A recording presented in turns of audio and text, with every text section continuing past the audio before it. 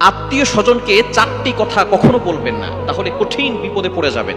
Must be আপনার লাইফে বিপদ চলে আসবে যদি আপনি আপনার রিলেটিভস যারা আছে, আত্মীয় স্বজন যারা আছে, তাদেরকে চারটি কথা বলেন।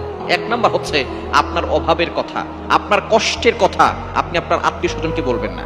অভাবের কথা, কষ্টের কথা যদি আপনি কাউকে বলেন, সে পরবর্তী সময় আপনাকে এই কথা বলেই কষ্ট দিবে।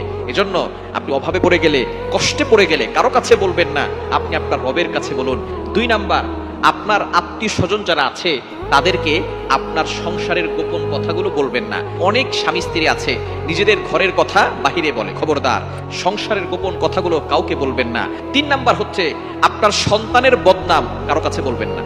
নিজের সন্তানের বদনাম যে সমস্ত মা বাবারা করে তাদের মতো হতবাগার কপাল পোড়া কেউ হতে পারে না। চার নাম্বার, আপনি যে সুখে আছেন, শান্তিতে আছেন, আপনার কাছে কত টাকা আছে, এগুলো আপনার আত্মীয় স্বজনকে বলবেন না, তাহলে কিন্তু আপনি কঠিন বিপদে পড়ে যাবেন। সুতরাং আত্মীয় স্বজনকে এই চারটি কথা বলবেন না।